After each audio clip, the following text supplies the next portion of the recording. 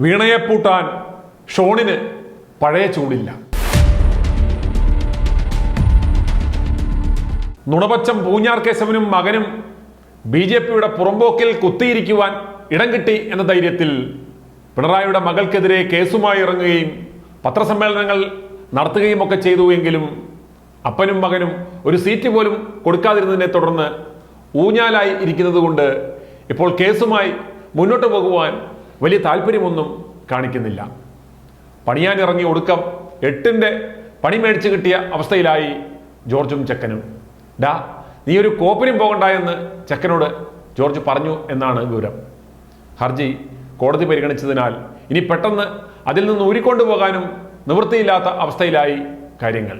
കേരളത്തിൽ BJP അല്ല KJP അഥവാ കണിച്ചിക്കുളങ്ങര ജനതാ പാർട്ടിയാണെന്നും കോൺഗ്രസ് മുക്ത ഭാരതത്തിന് വേണ്ടി പണിയെടുക്കുന്ന ഇവരും അന്തംകമ്മികളും ഫലത്തിൽ ഒന്നാണ് എന്നുള്ളതിൻ്റെ ഉത്തമ ഉദാഹരണമാണ് മുഖ്യനെയും മകളെയും ഇവർ വാഴാൻ അനുവദിക്കുന്നത്.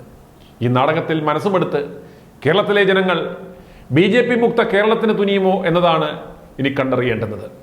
തീവട്ടി വിജയനെയും മകളെയും അകത്താക്കാൻ സാധിക്കുമായിരുന്നുവെങ്കിൽ ഇത്തവണ BJPക്ക് കുറഞ്ഞത് കേരളത്തിൽ നിന്നും ഒരു 3 സീറ്റെങ്കിലും കിട്ടുമായിരുന്നു. എന്നാൽ ഈ കൂട്ടുകൃഷി മനസ്സിലാക്കിയ ജനങ്ങൾ BJPയെ സംപൂജ്യരാക്കിയാലും തെറ്റു പറയാൻ പറ്റില്ല. സംഗതി ഇങ്ങനെയൊക്കെയാണെങ്കിലും CMRL എക്സാലോജി കരാറിൽ SFIO അന്വേഷണം ആവശ്യപ്പെട്ടുള്ള ഹർജി ഇന്ന് ഹൈക്കോടതി പരിഗണിക്കും. നുണപക്ഷം പൂഞ്ഞാർ ജോർജിന്റെ മകൻ ഷോൺ ജോർജ് നൽകിയ ഹർജിയാണ് ഹൈക്കോടതി ഇന്ന് പരിഗണിക്കുന്നത്.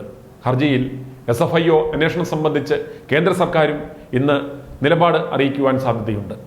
SFIO അന്വേഷണം തടയണമെന്നാവശ്യപ്പെട്ട് KSIDC നൽകിയ ഹർജിയും ഹൈക്കോടതി ഇന്ന് പരിഗണിക്കും. ഹർജിയിൽ കേന്ദ്ര കോർപ്പറേറ്റ് കാര്യ മന്ത്രാലയം മറുപടി നൽകാനും സാധ്യതയുണ്ട്.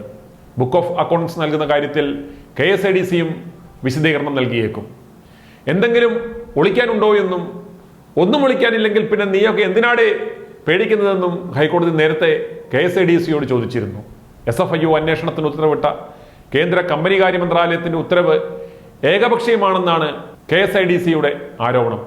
അങ്ങനെയൊന്നുമല്ല, ശരിക്കും അന്വേഷിച്ചാൽ ഞങ്ങളുടെ മുഖ്യ മന്ത്രിയുടെ മുഖ്യ മോള് അകത്താകും, അതുകൊണ്ട് സർക്കാർ കാശെടുത്ത് കേസ് നടത്തി ഇങ്ങനെയൊക്കെ പറയാൻ പറഞ്ഞു എന്ന് അവർക്ക് പറയുവാൻ സാധിക്കുമോ? അതുകൊണ്ട് പല പല സാങ്കേതികത്വം അവർ പറയുന്നു. CMRL എക്സാലോജി കരാറിൽ സീരിയസ് ഫ്രോഡ് ഇൻവെസ്റ്റിഗേഷൻ അന്വേഷണം പുരോഗമിക്കുകയാണെന്നൊക്കെയാണ് പറയുന്നത്.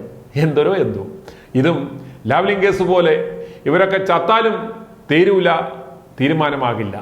അന്വേഷണത്തിന്റെ ഭാഗമായി SFIO നൽകിയ സമൻസ് ചോദ്യം ചെയ്താണ് KSIDC ഹൈക്കോടതിയെ സമീപിച്ചത്. എന്നാൽ അന്വേഷണം സ്റ്റേ ചെയ്യണമെന്ന KSIDCയുടെ ആവശ്യം എന്തുകൊണ്ടോ ഹൈക്കോടതി അംഗീകരിച്ചില്ല.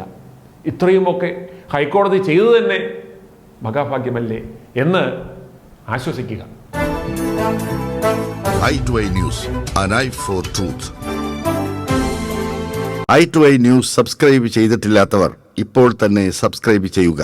നോട്ടിഫിക്കേഷൻ ലഭിക്കുവാൻ ബെൽ ബട്ടണും അമർത്തുക.